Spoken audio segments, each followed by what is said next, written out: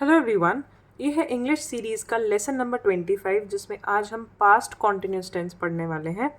Past continuous tense की पहचान क्या है, यानी कि आपको कैसे पता चलेगा कि उस सेंटेंस में पास्ट कॉन्टिन्यूस टेंस है।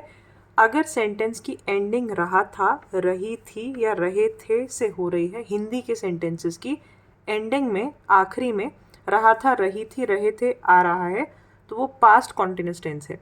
ठीक है, ये ऐसे कामों में मतलब ऐसे सेंटेंस को बोलने में इस्तेमाल किया जाता है जहाँ पे जो काम है वो एक तो पास्ट में हो चुका है और दूसरा पास्ट में ही लगातार चल रहा था, ये बताया जा रहा है। ठीक है, लगातार कोई काम हो रहा था, पास्ट में हो रहा था, उसको बताने के लिए हम पास्ट कॉन्टिन्यूस टेंस का यूज़ करते हैं। क्या रूल है इसका?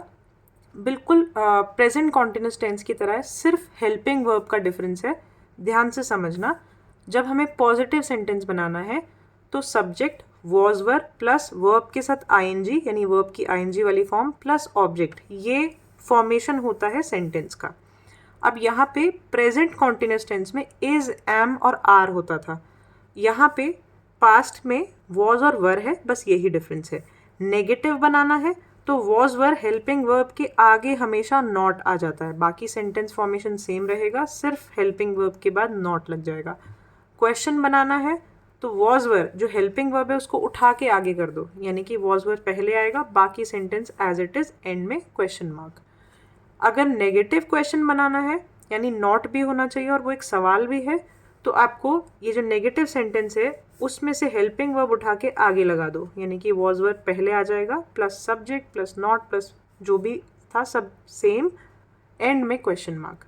ठीक है, देखते हैं एग्जाम्पल से कैसे बनाने हैं सेंटेंसेस। मान लेते हैं एक सेंटेंस है हिंदी का, वो कार चला रहा था, वो कार चला रहा था। तो एक लड़का था, ही एक है, तो उसके साथ हम लगाएंगे वॉज। यहाँ पे आप थोड़ा सा ये समझिए वॉज और वर का यूज़ क्या होता है।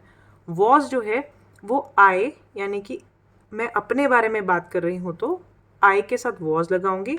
इसके अलावा जितने भी एक इकलौते लोग हैं, ही, शी, इट, ऐसे वर्ड्स जो सिंगुलर को सिंगुलर को रिप्रेजेंट करते हैं, उनको उनके साथ हम वॉज लगाते हैं।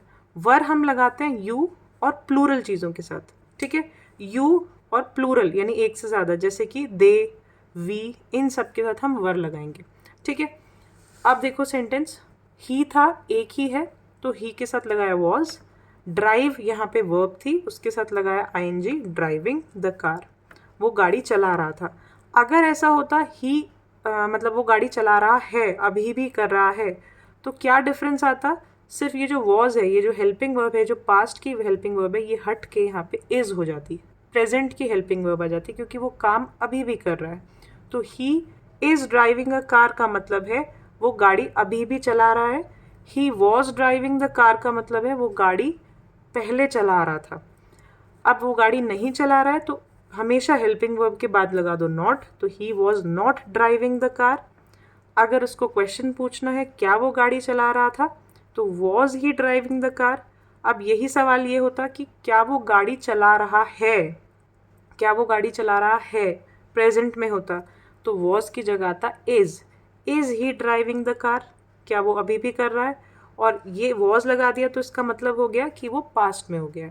राइट, अगला, अगर मुझे नॉट भी बोलना है, नेगेटिव भी बोलना है और क्वेश्चन भी पूछना है, तो वॉज पहले आ जाएगा, क्योंकि सब्जेक्ट के हिसाब से यहाँ पे ही है, तो was he not driving the car, क्या वो गाड़ी नहीं चला रहा था। ठीक है, बहुत ही ईजी है। एक और एग्जाम्पल देखते हैं।